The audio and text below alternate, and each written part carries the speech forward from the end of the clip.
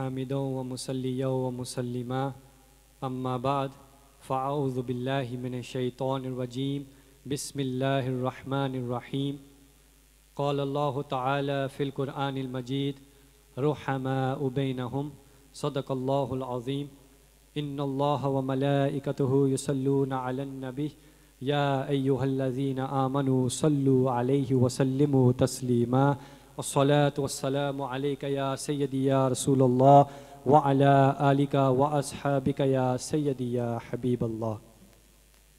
After praising Allah Almighty and sending salutations upon His beloved Messenger sallallahu alayhi wasallam, the respected judges and audience, Assalamu alaikum wa rahmatullahi wa barakatuhu.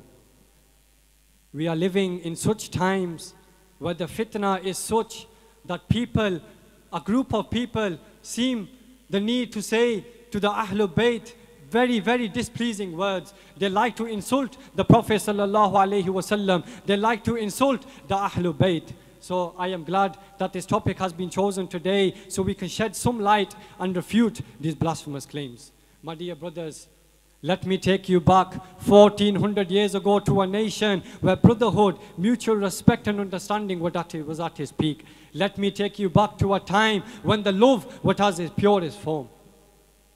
My dear brothers, in this nation existed great entities from the likes of Sayyiduna Amirul Mu'mineen, Sahibul Yaqeen wa Sahibul Ma'rifa, Abu Bakr Siddiq radiyallahu ta'ala anhu. Also existed next to him was another great entity that we should take a great example of. He is Sayyiduna Ali radiyallahu ta'ala anhu, and not to mention the Ahlul Bayt of Rasulullah sallallahu alayhi wa sallam. My dear brothers, I would like you to picture a scene, a very beautiful scene. Outside the residence of Rasulullah sallallahu alayhi wasallam was stood Abu Bakr Siddiq radiyallahu ta'ala anhu. And alongside Sayyiduna Abu Bakr Siddiq was stood Sayyiduna Ali radiyallahu ta'ala anhu. And before entering, Sayyiduna Siddiq Akbar radiyallahu ta'ala anhu, with great humbleness, great respect and great honor, what did he say? He said, Ya Ali, izhab qabli. Oh, Ya Ali, enter before me. And Sayyidina Ali radiyallahu ta'ala anhu, what was his response? It was almost as though he was competing to outlove Siddiq Akbar radiyallahu ta'ala anhu. My brothers, what did he say? He said, Ya Abu Bakr, how may I enter before you when you have surpassed us in all goodness and charity? He said, Ya Abu Bakr, how may I enter before you when I have heard from the blessed mouth of Rasulullah sallallahu alayhi wa sallam, Ma tala'ati shamsu wa la gharabat ala ahadin min ba'da nabiyyin wal mursaleen khayrun min Abi Bakr.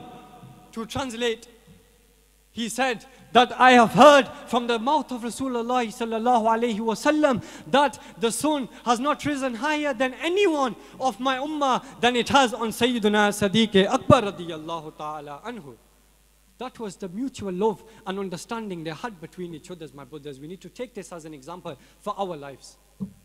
Furthermore, to narrate, we all know the hadith where the Prophet sallallahu alayhi wa sallam beautifully expresses. What does the Prophet ﷺ say? He says that none of you will truly believe until I am more beloved to him than his family, his children, and the entire mankind.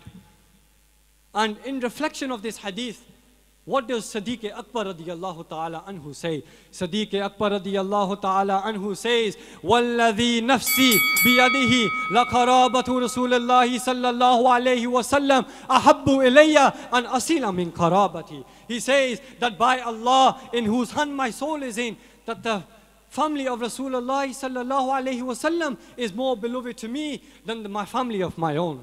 Subhanallah, he was so indulged into the love of the Prophet sallallahu alaihi wasallam that whatever the Prophet sallallahu alaihi wasallam loved, he also loved. Whatever the Prophet sallallahu alaihi wasallam disliked, he also disliked.